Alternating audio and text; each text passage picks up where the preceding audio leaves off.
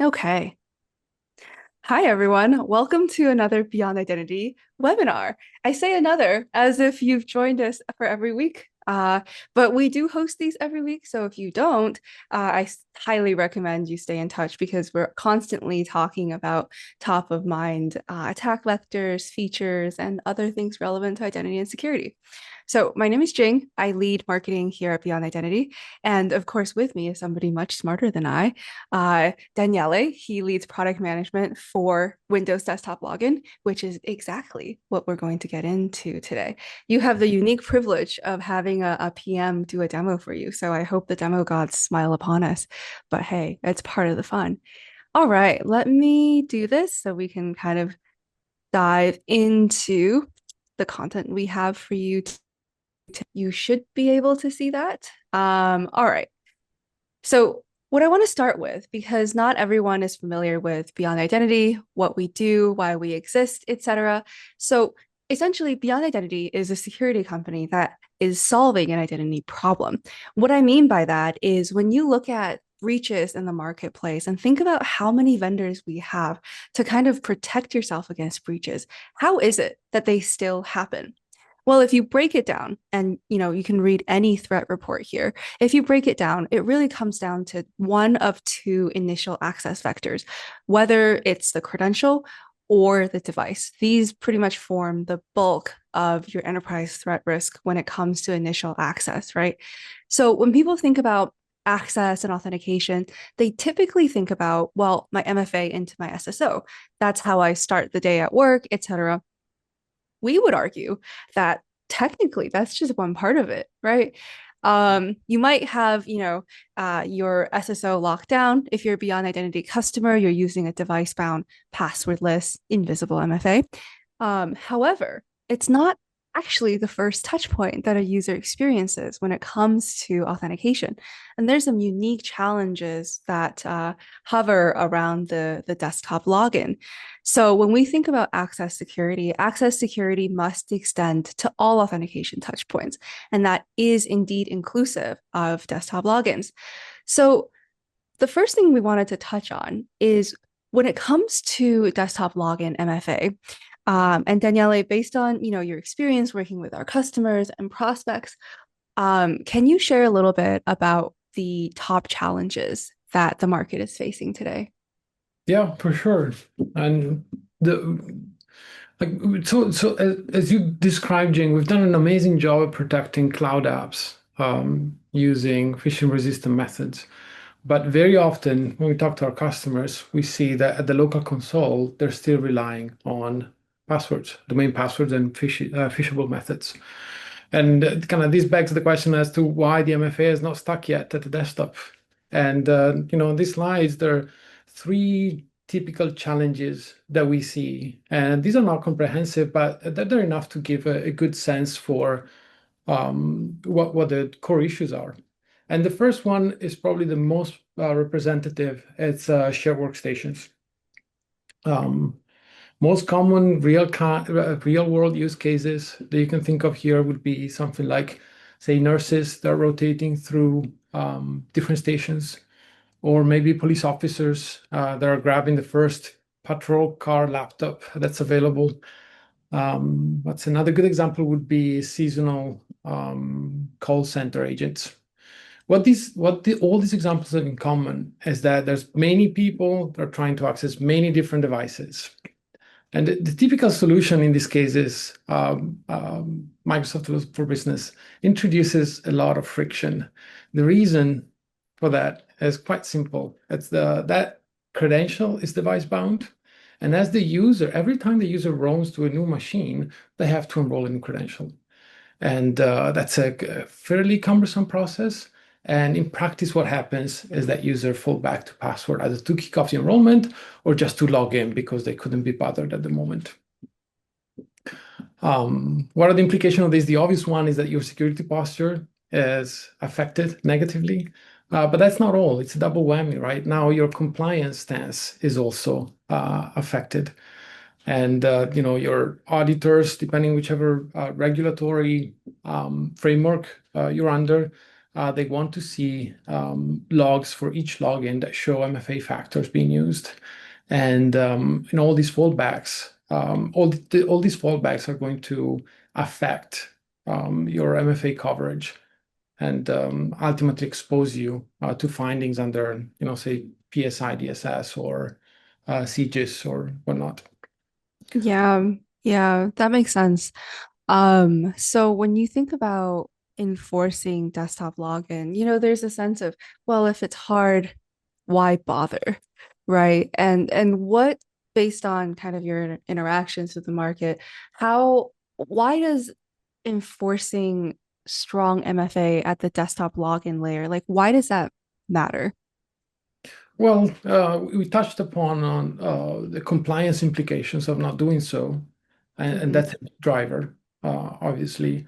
And of course, this also begs the question: why those compliance rules are in place? And fun fact for you: you talked about what drives breaches. We found that Verizon in a recent report, in the recent research, found that more than 70% of ransomware cases start with a workstation account compromise. So these are the two reasons why you want to really take desktop login seriously. There's also a conversation around usability and productivity. And that's also something that we care about a lot. And Yeah. yeah, Oh no, no, no. Feel free to continue. I just was going to say, how do we tackle this? How do we solve this? And Oh, that's a indeed.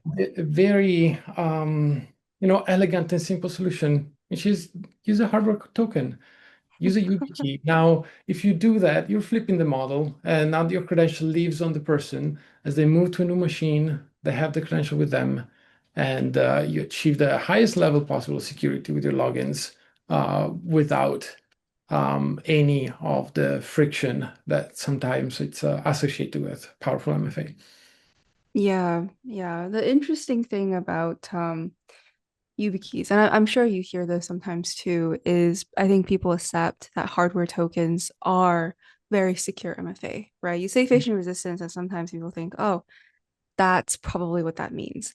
However, there's always, people who think, well, in my environment, why would I issue hardware tokens, right? And I think this is where the paradigm shifts when you think about web SSO versus desktop login. There are environments where you cannot bring a mobile device into the environment itself. So, for example, like healthcare settings, or law enforcement facilities, including jails and police officers' work environment, because actually bringing a mobile device can be a security risk for many, many reasons. And then you just have users who refuse to use their mobile devices for MFA. And what are you going to do? Tell your developers or professors, like, no, you must, So I think, when you talk about the elegance of kind of flipping the model on its head, where instead of having that device bound credential, you have this really strong credential that the user owns and travels with. I think, especially in desktop login scenarios, it makes a lot of sense to use a hardware token because that gives you the security without impeding the user in their work. Is there anything else you'd want to call out about how we approached solving the problem before we kind of dive into the features supported today? Well, I think we touched upon all the important bits. And just to stress it again, the common thread across all the scenarios that you mentioned is the portability of the credential, that it's attached to the user as opposed to the machine in this specific scenario. Yeah, yeah.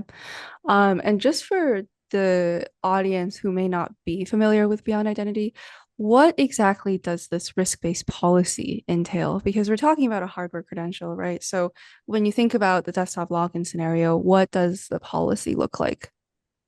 Well, the policy in this case can assess our policy assess any transactions that it's done against our backend.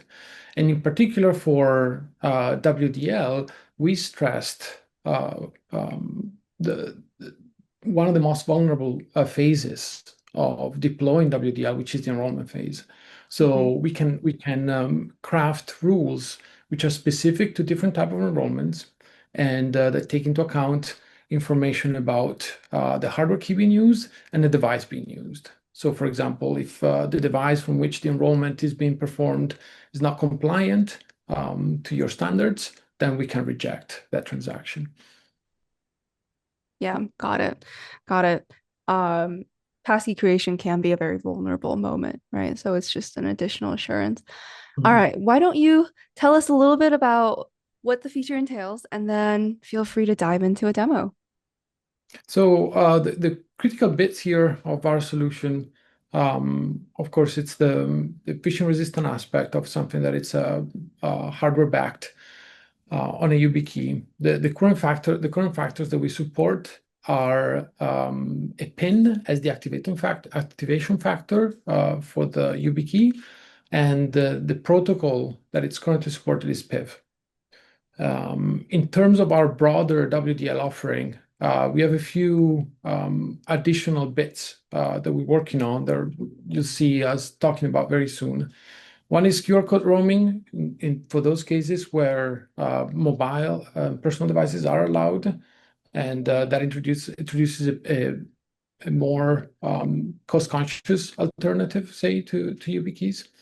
And the other bit that we're working on is supporting local PIN and biometrics in tandem with Windows Hello for Business for those situations in which that makes sense.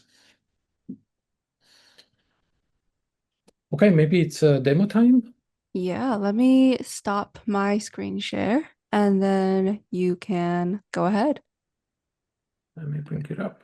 I have a little recording here that just shows very briefly what the experience logging in is. From your familiar Windows desktop login screen, you can simply click on your sign-in options. And then on the bottom right, you'll see the opportunity to select a smart card sign-in option and plug in your YubiKey in your device, and you're off to the races. It asks you for a PIN. That's a factor that you know. And that's needed to activate all the cryptographic functions that reside on the YubiKey.